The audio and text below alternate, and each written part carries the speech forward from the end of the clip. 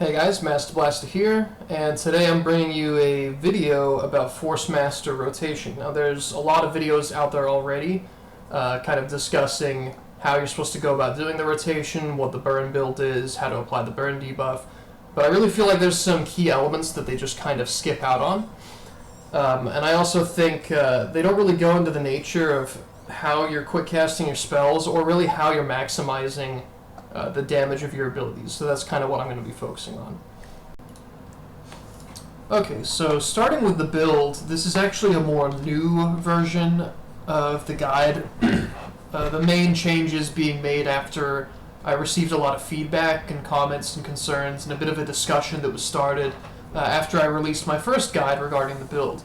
So this is going to be, I'm going to try and go into more depth regarding essentially two different styles of the build that you can do for the burning build, and so I'm just going to talk about that a little more, elaborate on a few different things that I may have left out in the first video, and clarify a few things as well that may have not been too clear.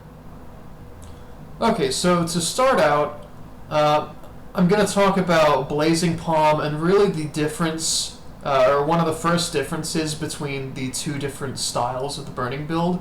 And that's between essentially choosing the Tier 3 Column 1 or the Tier 3 Column 2 talent. It's between these two talents that starts with changing which style of build you're going to use. So now this one over here on the right, like that's consecutive enemy damage and then life leech, so it's like that's where you're going to use to maybe gain some life or do AoE. I don't think it's that valuable for DPS. So really it's between these 2 points.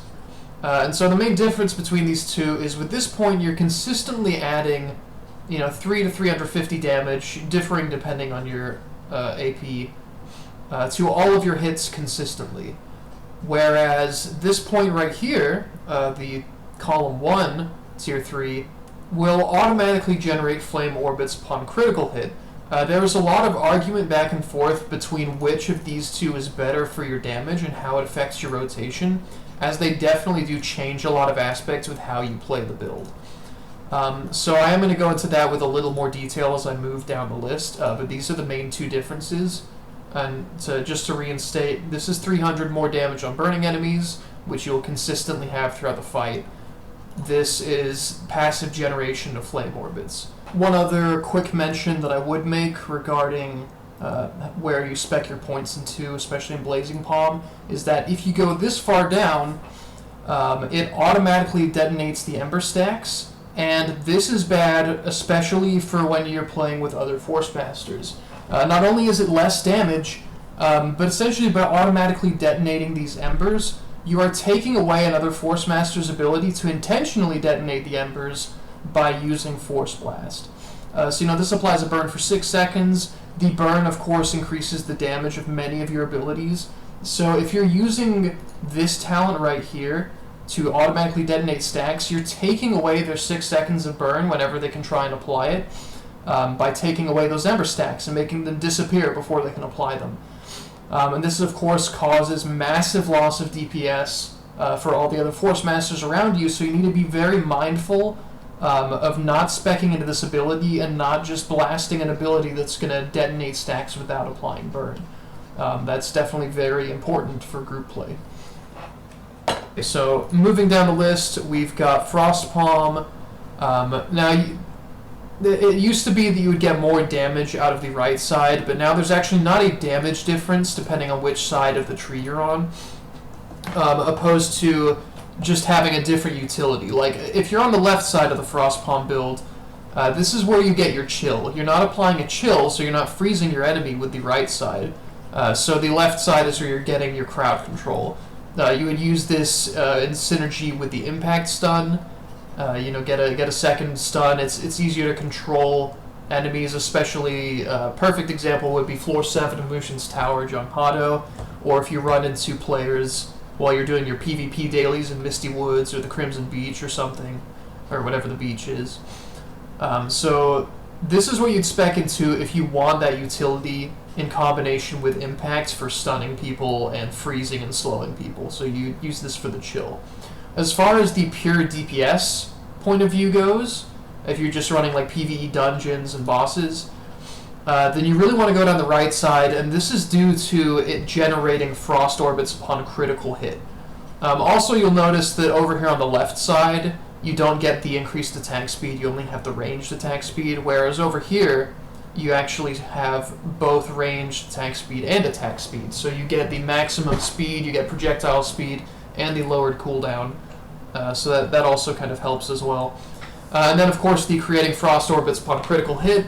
You know, you're the burning build, so you're not relying on any of your frost abilities besides maybe Frost Tornado to generate a frost orbit. You don't really need to use Frost Fury to generate your frost orbits, because this will generate them passively, and typically you'll do it plenty fast enough for you to have it up in time to duel dragons, which is what you use your frost orbits for.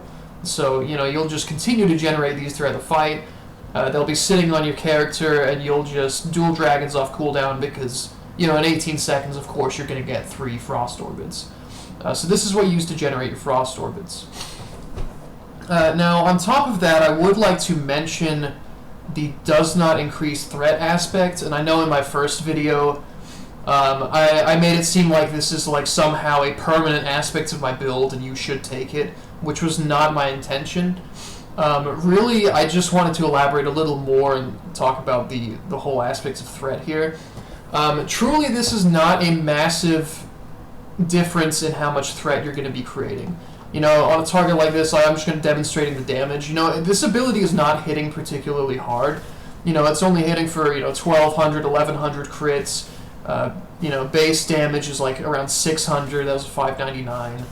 So, you know, you're not doing an incredible amount of damage with this ability, but you are always using it while you're spamming your rotation. It's always on cooldown. You're always throwing one of those in. And so, you know, largely, especially in solo PvE content, like, of course you're not going to spec this. You're not taking this if you're just soloing or questing or doing whatever. The only reason you would take this is if you actually have a dedicated tank. And, you know, there's no statistics on this yet. There's nothing that says, oh, this is actually significantly decreasing your threat, you're helping the tanks by doing this. I like to think that in some way, shape, or form, I mean, ultimately, you're reducing the amount of threat you're generating by taking this. You know, with all your natural abilities, and without this being spec'd, and just doing your rotation, you're generating X amount of threat, you know, 100%, whatever the threat might be. And so by speccing into this, you are then generating less threat. It is essentially a decrease in the threat that you're generating. So, you know, 100% without it, by speccing this, you're just reducing, you know, even if it's just marginally, maybe it only brings your threat generation down by like 2%. You know, it really depends on how much damage you're actually putting out with this ability. Maybe if somebody ended up doing the math about how much damage this is doing compared to the rest of your abilities, you'd be able to see a clearer definition of how that's affecting your threat generation. Because, you know, if this ended up being, you know, 15 to 20% of your damage at the end of a fight, which, you know, I bet it's not really that high, but that's 15 to 20% less threat that you're generating, essentially. So that's the aspect of taking this threat, the do not increase threat. I want to bring this up, or the main reason I kind of bring this up as well is because I've had complaints before about me stealing aggro on Blackworm, for example, and of course that completely fucks his rotation. It gets people killed. He'll roar at random times when he starts flipping aggro around, and if he's rooted especially and can't get to people. So, you know, that's, you know, you don't want to steal aggro if there is a dedicated tank and you're doing that kind of mass group play. So this is just something I like to think helps, if nothing else, minimally with your threat generation.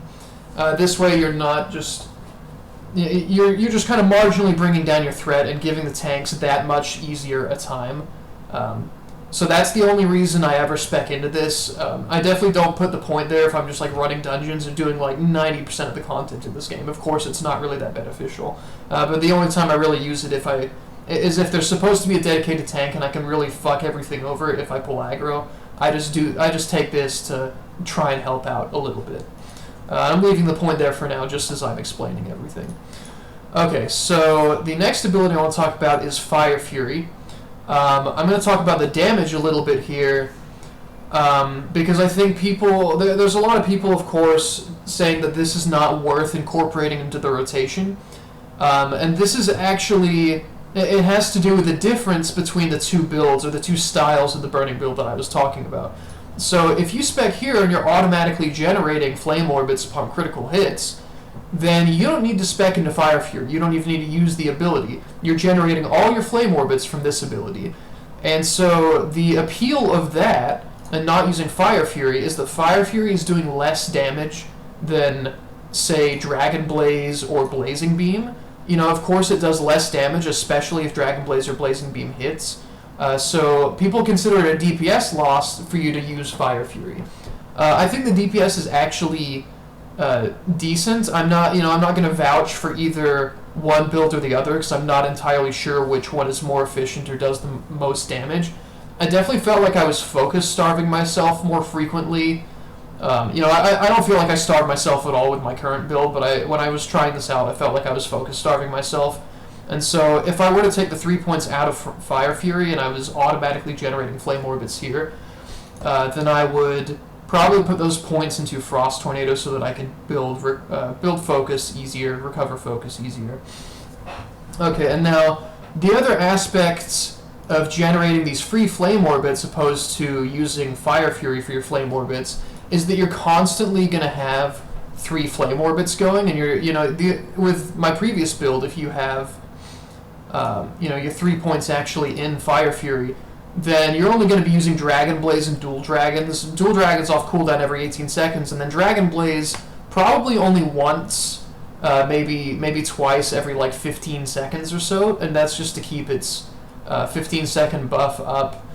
And of course, the marginal cooldown reduction you'll get by casting it sort of infrequently. But that's really just to keep the buff up, and so you're only going to Fire Fury pretty much before casting Dragon Blaze or Dual Dragons, and then that's all you're going to use Fire Fury for. Whereas with the other build, if you're automatically generating these Flame Orbits, the argument is that since Dragon Blaze hits harder than Blazing Beam, and you're constantly having those Flame Orbits, and you get more benefits out of Dragon Blaze than Blazing Beam, then with those Flame Orbits, you're casting this as often as you have those Flame Orbits. And so, every 3 to 6 hits, I've got about 52% crit chance. So, but I expect to have 3 orbits, of my luckiest every 3 hits, and my unluckiest every 6 hits. And so that's about the pace that you'll be generating, for the Flame Orbits. It's kind of RNG, but you're going to be popping out Dragon Blazes a lot more often. And the concept behind the higher damage out of this type of build is that since you're doing this more often, you're lowering the cooldown. You're lowering the cooldown of Meteor Shower more frequently, and Meteor Shower is one of your bigger DPS cooldowns, so it comes up quicker, and you have higher uptime on Meteor Shower, more Dragon Blazes, which is higher damage, and so that's the argument for why you're getting more damage out of that spec, rather than speccing into this and having the more consistent bonus damage on your Blazing Palm, and you'll be getting essentially the extra damage out of Dragon Blazing more frequently, and then getting Meteor Shower up.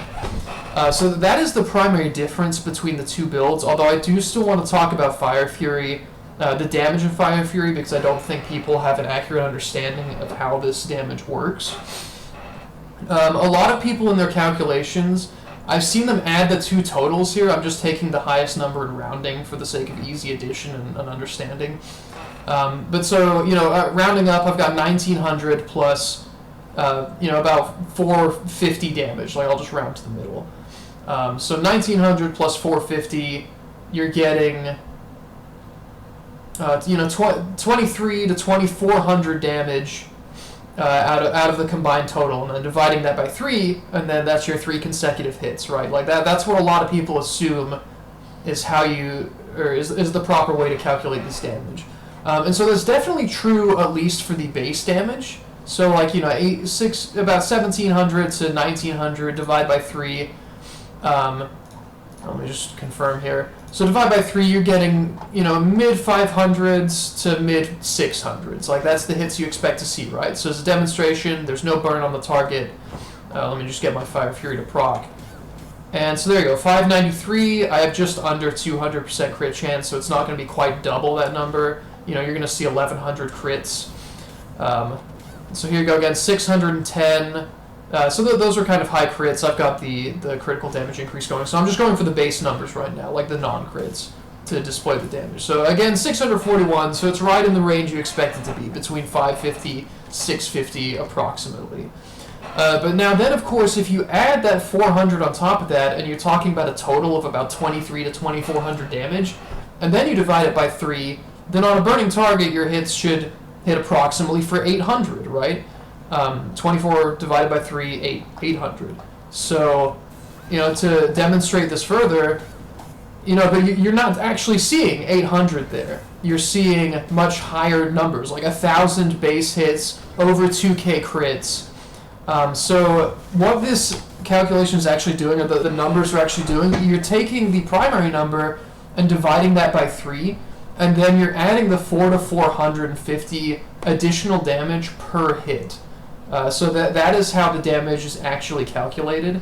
That additional 400 damage is just being added to each consecutive hit. It's not added to the total and then divided by 3. So that I'm not in any way, shape, or form saying that, that makes Fire Fury better, or that's what makes the Fire Fury use build better than the other one. I don't know either way for sure which one's better. My initial instinct actually is that the build that uses the automatic generation of flame orbits it could potentially be better. I think it might actually be better. I haven't experimented with it a whole lot yet. But you do get a pretty decent damage out of Fire Fury. Just to compare the damage a little more as well, if I'm comparing my Fire Fury hits on a burning target to my Blazing Beam hits, that was only a 3,900 Blazing Beam, 3,800. So in a state where this is not critting, I'm only getting barely 4,000 to 5,000 damage out of it, depending. And then of course, if I'm talking about a burning target and I'm casting Fire Fury, that was kind of a poor example because I'm not critting at all right there. But 52% chance to crit and 3 different chances to crit usually ends up with 1 or 2 of those attacks actually critting. It's just there's more chances for you to get the crit. And then, of course, if you're getting 2 non-crits on a burning target and 1 crit, and those non-hits are doing about 1,000, the crit's doing 2,000, then you're still getting almost exactly the same damage as if Blazing Beam didn't crit. Of course, we're still talking about the ability not critting. Of course, Blazing Beam critting, of course, puts it way over. But that's just a bit of a damage comparison I wanted to bring up in the nature of Fire Fury. Just really so people were clear on how much damage Fire Fury would be doing compared to, essentially what people might have thought it does. They thought it did a little less damage than that. But of course, again, I'm not saying this is better or the other build's better, just making the comparison. Okay, so that's the main difference between the style of the 2 different burning builds. One, of course, utilizing Dragon Blaze more frequently, the other utilizing Fire Fury to get your dual dragons and Dragon Blaze off at a controlled pace. And so that's about it, and I'll make another guide at a later point, or like a video demonstrating a little bit further the difference between the actual damage in the 2 builds. But for now, I'm just continuing down, and I'm going to talk about the rest of the burning build and kind of the regular aspects of it. Okay, so from here, I got a question about Frost Fury, actually. The life drain the absorbs 30% of damage as HP, as well as the 2 times HP drain efficiency on critical hit, is the only reason I spec into this. I'm not really using this for the focus recovery. I'm not using this to apply chill or anything like that. I'm using it just as a defensive tool to regain my life. It's your most consistent, most efficient form of life recovery during a fight. You can pop your frost armor to gain some life back. You get a little bit of life recovery on your critical hits from gems. But this will be a larger bulk of life recovery when you're using this. So this is what I use if I'm in a fight and I'm taking damage and I really want to get my health back and I don't want to die. Especially against Junghato, for example, this has been the difference between me living or dying. If he's actually caught me in something and I didn't play it right and I took some damage where I didn't want to and I was getting really low and one more combo and he would kill me, I would just go to Frost Stance, start trying to get some crits, and then just chain Frost Furies together so that I can start gaining life back. And so that, oftentimes that saved me That is the purpose of putting these points here. I haven't really delved into putting points in here.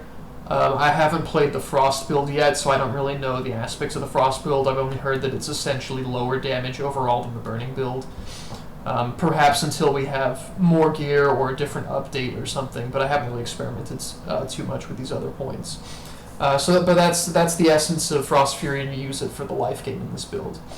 Another mention, and I neglected to mention Windstorm at all in my previous build, and that's really because I wasn't sold on the damage. I didn't think it was a very good ability to use. I thought your regular rotation would do more damage than just trying to Windstorm. But after researching it a little bit, after looking at some damage comparisons people were making, it's definitely brought to light that Windstorm may in fact be a good source of damage when in comparison to your regular rotation, just in the nature of how fast you're getting your hits off, and of course increasing your crit chance while you're doing it. So, maybe the first few hits won't crit, but then after that you're talking about delving into the 60, 70, 80% crit range, and they're all going to crit. Almost all of them. And so it very might well be good damage to use Windstorm, but I haven't experimented with it myself yet. I'm going to make a separate video and probably add it to the playlist that'll show, or showcase the damage of this ability. I'm pretty sure you go to the left side for the additional damage. I don't think you go to the right side. You don't get any additional damage. For sure, if you go on the right side, you're not getting any additional damage. This is almost doubling its damage. The damage increase is pretty huge. It's literally doubling it. But over here it's not worth it. So these 3 points right here might be worth it. But I'll make a video about that later. So then, of course, you have Dual Dragons.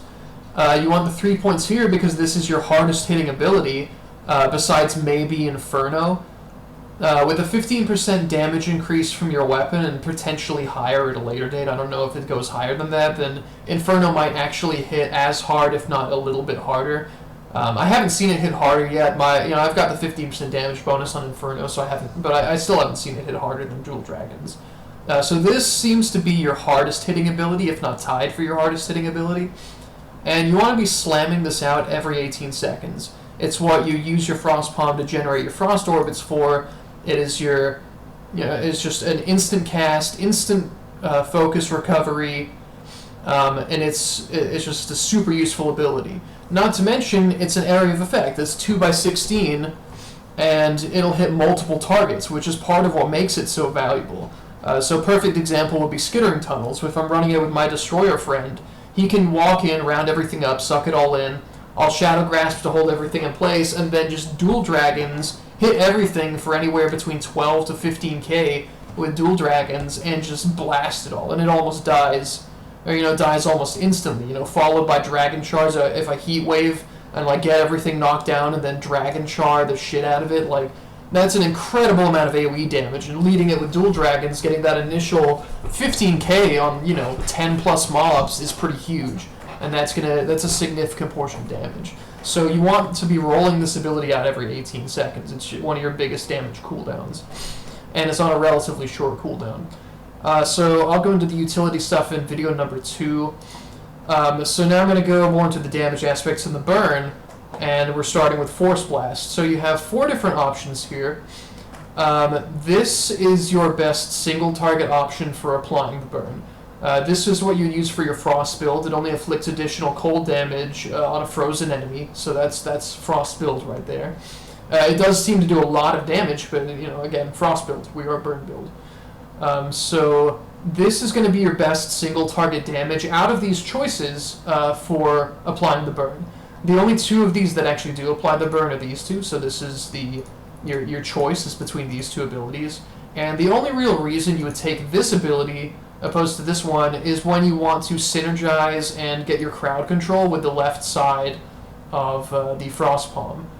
So you get your chill application for either 6 or 10 seconds, and then of course you'll end up freezing your enemy, and that's when you use this and you get your impact stun. And so, for example, against Jumhado, where you still want your burn and you still want to be doing good damage, but you also want crowd control, you would take this impact. And so, opposed from that, and this is an AoE, so it can be harder to land. Not very hard to land. It's pretty easy to hit shit with a 2x16 box, but This is your direct single target, slightly higher damage ability for applying burn. So this is your choice. The left side, you have PvP talents. I'm not going to delve into them too much, other than stating that it gets you some life back, and it gets the blocker ranged attacks for 0.5 seconds. So that's essentially PvP. This is for the CC and utility while still applying burn. This is your single target application of burn. This is frost. Alright, so moving along to Blazing Beam.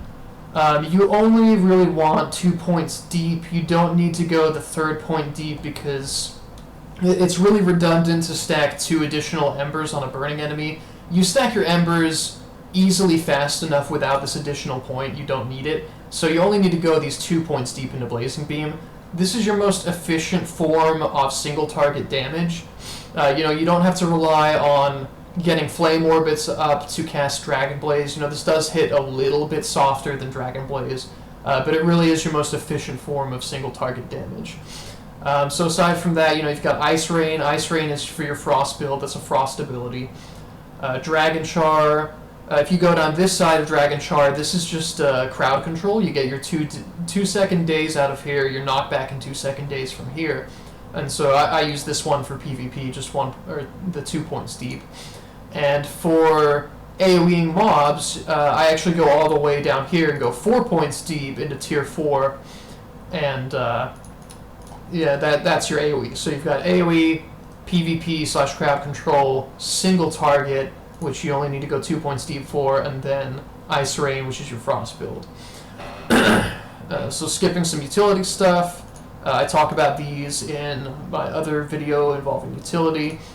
And so next we're up to Wildfire, which I don't have any points in, but definitely deserves a mention. Prior to the February 10th patch, Wildfire was your go-to ability for starting a fight. You didn't have any way of instantaneously applying a burn, and this was if you put 1 point into this, you would throw this out to start a fight and have your burn applied immediately. And so you wouldn't have to build 5 embers and then hit them with a Force Blast to start applying your burn. So this is how you start your rotation in a powerful way, at least prior to the February 10th patch. Now, currently, I believe we have better options. I don't think this is particularly useful. I think the best use of this is if you really want to cheese out some really high AoE damage on your Meteor Shower. You would spec here, get 3 to 5 enemies to burn for 4 seconds while your Meteor Shower, and get all the bonus damage on all those different targets. But that's a very specific circumstance, and I don't even think that's worth it because I think speccing into when you're using Heat Wave and you're using the AoE Dragon Char and you're using Dual Dragons, that is much higher AoE anyway, and of course you can still have Meteor Shower raining down upon them. So I do not feel like this is a worthwhile talent to take. Rising Blaze, of course, is another PvP talent for the double air knockup combo. Not something that you need for PvP, or I'm sorry, PvE. So I don't take any points here. Ice Coil, you don't need the additional focus recovery. You're not a Frost build using Cold Snap. I don't have any points here either for the obvious reasons. Inferno, I'll talk about this just a little bit. The difference here, of course, is this is the instant cast column. This the 2 on the sides are the cast speed, or the cast time, I should say. So you never want to be, due to the fast-paced nature of combat in this game, you never want to be sitting there for 2.5 seconds casting a spell. In those 2.5 seconds, when you've got your main 2 abilities that have, pretty much 0.5 second global cooldowns, and then your fire skill set having a global cooldown of 1 second, you can get 2 blazing beams and, 3 to 4, maybe even 5 of these abilities off. So if you're hitting this 3 to 4 to 5 times, and this hits for, mine will crit for 2,700 without the 300 damage bonus on burning enemies. With the 300 bonus damage, Blazing Palm would crit for like 3k. So if I'm hitting that, 3 to 5 times in those 2 seconds, and then chucking out 2 blazing beams and a couple frost palms, that is doing more damage in those 2.5 seconds than sitting there and casting an Inferno that might crit for like 20,000, and maybe a little over 20,000. It will crit that hard, but it's not worth the 2.5 seconds to sit there and cast one spell for one hit that might not even crit, when you can spend that time doing your regular rotation or even instant casting Inferno. So you want your instant cast Inferno. It's a really hard-hitting ability, despite it reducing the damage compared to the cast time ability. It still will hit for over 10,000 damage on crits. It's a super strong ability. And you don't need to go into either of these two talents, especially not for PVE. This afflicts additional damage and guarantees the crit on a CC'd enemy, or a stunned or dazed enemy to be specific. This will do additional damage on a stunned and dazed enemy, but you always want to have Inferno on cooldown, and you're never going to be waiting for the boss or enemy to be stunned or dazed to use this. It hits hard enough as is, and you don't need... This is not consistent additional damage. It's, in my eyes, a waste of a point. You don't need to put any additional points into here because it hits hard enough as is, and you're just throwing this off cooldown. You're not waiting for the crowd control. Okay, so continuing down, if I was using the build where I'm not running Fire Fury, I would probably put the 3 extra points here into Frost Tornado, because I did mention that with that build, I felt like I would focus starve myself more, and so that is just a help. This is a safety blanket, a little protective measure against against starving your focus. So, if I was running that build, I would put the 3 points from Fire Fury into Frost Tornado. The damage isn't significant. I don't know that the block all attack and defensive skills for 4 seconds applies to PvE mobs. I know it does for PvP, but for PvE I can't really be sure. It probably definitely doesn't to bosses. But it's certainly still a really good source of focus recovery. It's an instantaneous way of essentially getting your whole focus bar back if you've starved yourself. So that is its utility. And that's certainly a good thing to include in my eyes if you're not running Fire Fury. Just because I felt like I would starve myself more. Okay, so next along the line we have Short Fuse. This got a little bit of feedback and some criticisms regarding my thoughts on using it to open a fight. So I'm going to talk about this a little more in depth. Really in this game, it's not like a game like World of Warcraft, where you want to start out the fight in the best way possible, pop your cooldowns, because if you have like trinket procs or a bunch of DPS cooldowns that you pop right off the bat, you want everything to synergize with everything that starts at the fight, like Bloodlust, your procs, your trinket abilities, and so that's where like starting a fight has a huge impact on your damage, is because you want everything to line up and just be perfect. The nature of combat in this game is very different, and I cannot stress enough that like nitpicking on how you start your rotation in this game is not nearly as important as actually doing your rotation properly and keeping everything on cooldown once you've started the fight. So the main argument against using Short Fuse to start a fight, for example, is that you're wasting some of the focus recovery. So I'm going to talk about that a little bit here. So one interesting thing to note, and it doesn't really give you that much of a window of opportunity to actually, you might be able to use some of the focus before it lands, but see here, I'm down to no focus. You do not start gaining focus until, let me just actually use a little bit more focus here so it doesn't start regenerating automatically. Oh, I got my proc. Oh god, hang on a sec. Let me use my focus. Okay, so you're not gaining focus back until the projectile hits the target. See, like it hits the target, then you start getting your focus back. So, it doesn't take very long to close that gap, but, in that time frame where you're throwing out, your Short Fuse and there's that small projectile window, you could still potentially shoot off a Blazing Beam and a Frost Bomb before you start regenerating your focus. And at that point, you're not wasting those first 3 points of focus regeneration. And of course, you're slamming out all your abilities really quickly after that. So you're still using focus as fast as you're gaining it. Maybe you might end up wasting a few points of your focus regeneration from Short Fuse anyway. But it's not going to have a huge impact just because, you don't really use your focus faster than you spend it. Or, I'm sorry, you don't use your focus faster than you gain it. In a few situations, if you're really unfortunate, you might end up starving yourself. But due to the nature of Burning Soul and the fact that you get You get the additional focus recovery on critical hit of Blazing Palm.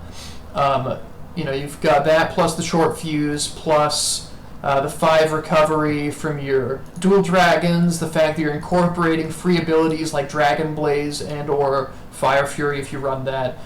You don't really spend your focus too incredibly fast, and so really the highlight of using short fuse right off the bat, you can't open in that specific way that tries to keep from wasting the focus recovery, but it's really the 10 seconds of burn. Having 10 seconds of burn uptime on an enemy right as you start the fight is just your easiest way of getting all of your main abilities in first without having to stop your rotation to essentially reapply your burn. If you're running the Wildfire for the 4 seconds of burn, you'll have those 4 seconds while you'll get probably 3 of your globals off, but then you have to stop and reapply it right off the bat, and you might not even get your first Dragon Blaze off. You might not get dual dragons if you happen to have it up right off the bat. You've only got so many globals to use, and so if you're running the 4 seconds or even the 6 second, if you're starting with Inferno and you get the 6 second burn, it's less time for you to essentially just pound out your abilities and get as much damage as possible without having to dip your DPS by force blasting to reapply the burn. So that is the entire reason I open with short fuse. Again, though, I will say I don't think you need to worry about how you open as long as you're doing your rotation efficiently once the fight has started. It's not like WoW where I have a bunch of trinket procs and I want everything to line up at the perfect time. Not everything is going to proc right off the bat. There's times when the crit damage won't proc until you're a decent ways into the fight. It's not like WoW where everything's set to proc within your first few abilities and then has an internal cooldown. Or at least it doesn't seem to be that way. And that's, of course, my comparison because in WoW, specifically, you did have to really worry about how you were going to open in a fight if you were talking about doing really good DPS. Of course, in that regard, you still had a DPS meter to go off, so that's, there's a lot more statistics there in how you should open. But I really do think it's more important for you to work on just the rotation itself and not worry too much about how you open in the fight. So aside from that, a few other things to note about short fuse. There's a bit of a speculation on whether or not you should go on the left or right side. The left side is where you get the 10-second burn. It's a longer cooldown. The difference being, the 30 seconds to 18 seconds. Here you get 16 focus for 8 seconds, or in 2 casts of this short fuse, you get 20 focus over 10 seconds, and you almost cast this twice to casting this once. I could see the argument.